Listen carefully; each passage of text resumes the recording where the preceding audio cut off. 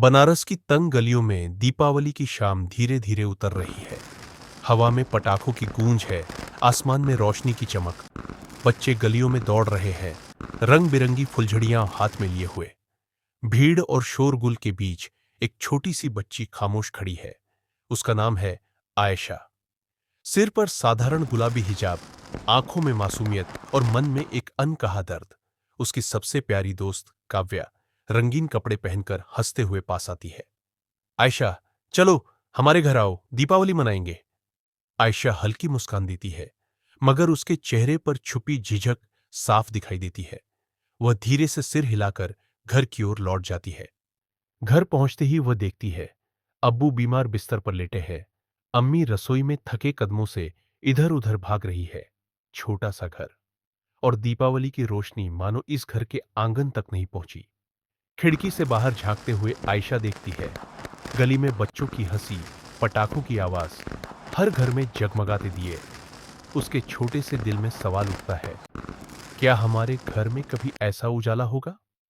अम्मी मुस्कुराने की कोशिश करती है, मगर उनकी आंखों में चिंता और थकान साफ झलकती है।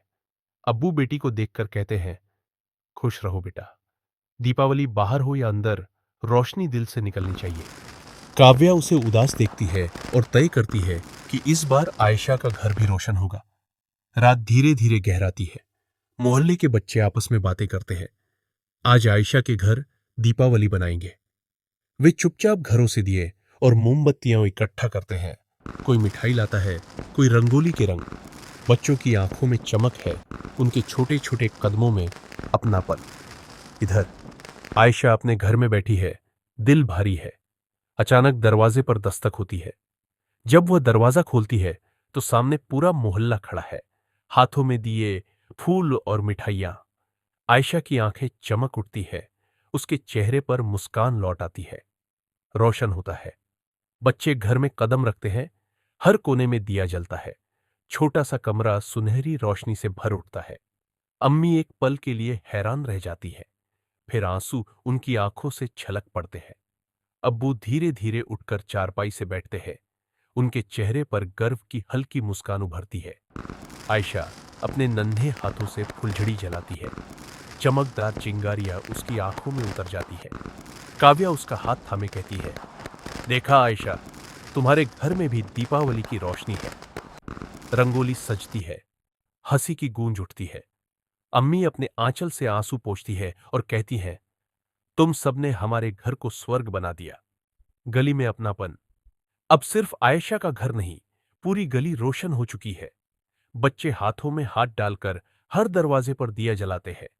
कंदीलें हवा में लहराती हैं, हर चेहरे पर सुनहरी चमक है। आसमान में आतिशबाजी गूंजती है, मगर इस गली में सबसे बड़ी आतिशबाजी है मासूम दोस्ती और साझा खुशी।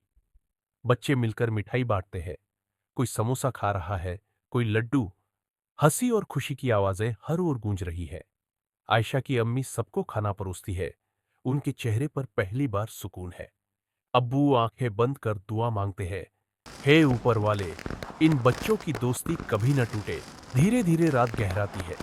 आयशा अपने अब्बू को एक छोटा सा लड्डू खिलाती है। अब्बू कांपते हाथ से उसकी सर पर हाथ रखकर दुआ देते हैं। अम्मी की आंखों से आंसू बहते हैं, मगर इस बार वे आंसू खुशी के हैं। गली वाले सब इकट्ठा होकर प्रार्थना करते हैं। चारों ओर दीप जलते हैं और सबके चेहरों पर एक ही रंग है, अपनापन का। आयशा और काव्या आखिरी दिया दरवाजे पर रखते हैं। उसकी लौ पूरे घर को सुनहरी आभा से नहा देती है।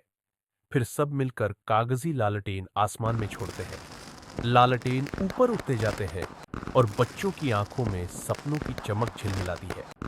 आखिरी पटाखे आसमान में फूटते हैं, गली रोशनी से नहा जाती है। आयशा आसमान की ओर देखती है, उसकी आंखों में उम्मीद है, चेहरे पर मासूम मुस्कान। धीरे धीरे कैमरा ऊपर उठता है, पूरी गली सुनहरी रोशनी से जगमगाती है। उस रात बनारस की उस गली में सिर्फ दीपावली नहीं थी, वहां इंसानियत, दोस्ती और प्यार का असली उजाला था। और वही था उस दीपावली का सच्चा जादू।